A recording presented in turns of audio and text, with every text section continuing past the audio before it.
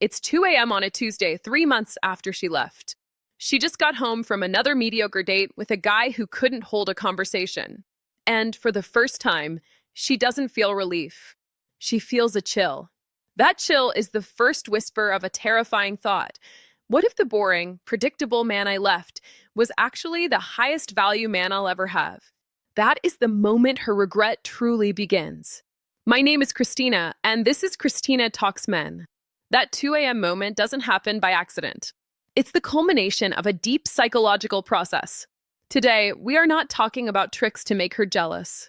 We are pulling back the curtain on that exact process so you can understand her journey, and more importantly, so you can start your own. Quick check, like the video and comment below where you're watching from. I love seeing how far this men's growth community reaches. Before a woman can have that 2 a.m. realization, we have to understand why she lost sight of your value in the first place. It doesn't happen overnight. It's a slow erosion, and it's almost always caused by a phenomenon I call the predictability prison. When you first met, you were a mystery. You had your own life, your own friends, your own mission. Your time and attention were valuable commodities because they weren't guaranteed. You were a challenge, not just because you played games, but because you had a life that was genuinely compelling. She had to earn her place in it.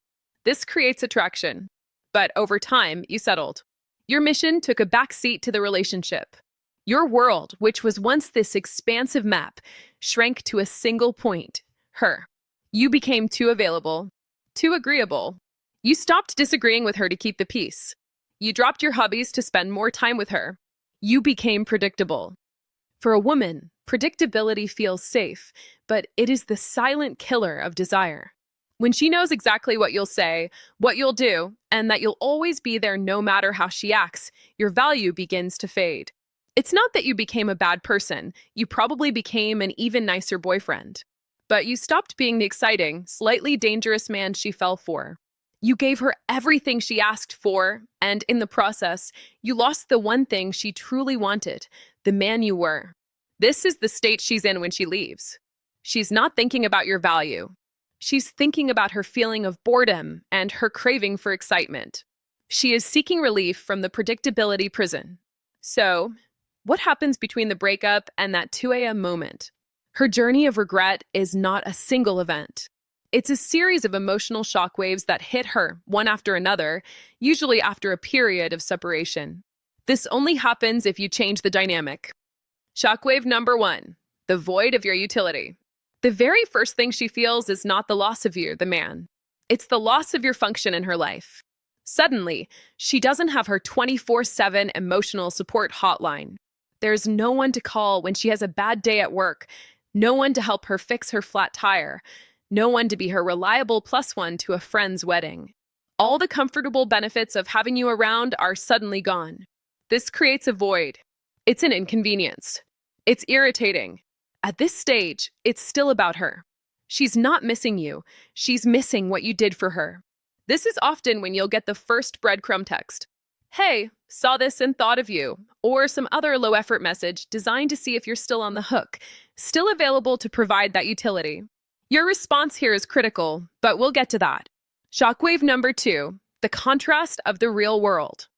After the initial relief of freedom wears off, she starts dating again. And this is where the second, more powerful shockwave hits her. The world is not filled with men like you. This is the date I described in the beginning. The guy who can't hold a conversation. But it's also the guy who's flaky, the guy who's emotionally unavailable, the guy who is only after one thing, the guy who is disrespectful. She's thrown back into the harsh, cold reality of the modern dating market. And for the first time, she has a direct point of comparison. She starts thinking, wow, James would never have shown up 30 minutes late, or Mark never made me feel unsafe like this, or the guy I'm seeing now is so boring compared to my ex. The grass, which she was so sure would be greener, turns out to be astroturf. This is the moment when the memory of you starts to shift. You are no longer the boring, predictable boyfriend. You are now the stable, respectful, good man. The contrast makes your positive qualities, which she had become blind to, shine like a beacon. Shockwave number 3, the vision of your new reality. This is the final shockwave that leads to that 2 a.m. chill. And it has nothing to do with her. It has everything to do with you. This happens when she sees, either through mutual friends or social media, that you have not been waiting by the phone. You have not been moping. You have re-engaged with your mission. You're back in the gym, and it shows. You're traveling with your friends. You got that promotion at work. You picked up that guitar again. You look happy. You look better. What she is seeing is the ghost of the man she first met. The man with purpose, ambition, and a compelling life of his own. The man she took for granted.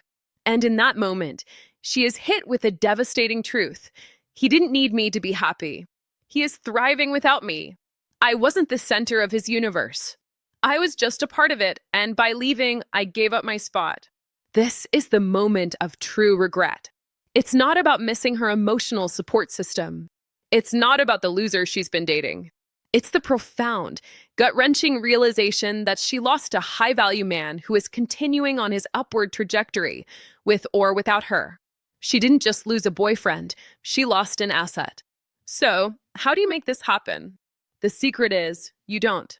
You don't do any of this for her. You do it for you. Her regret is a byproduct of your growth. Your mission is not to create those shockwaves for her.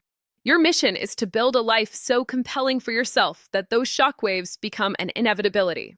This means you go into absolute no contact. Not as a strategy to manipulate her, but as a commitment to heal yourself. You block her if you need to. You focus that obsessive energy you were putting into her, and you pour it back into the only person who can guarantee you a return on investment, yourself. Reconnect with your purpose. Reconnect with your friends. Rebuild your body, your finances, your mind. Become the man you admire.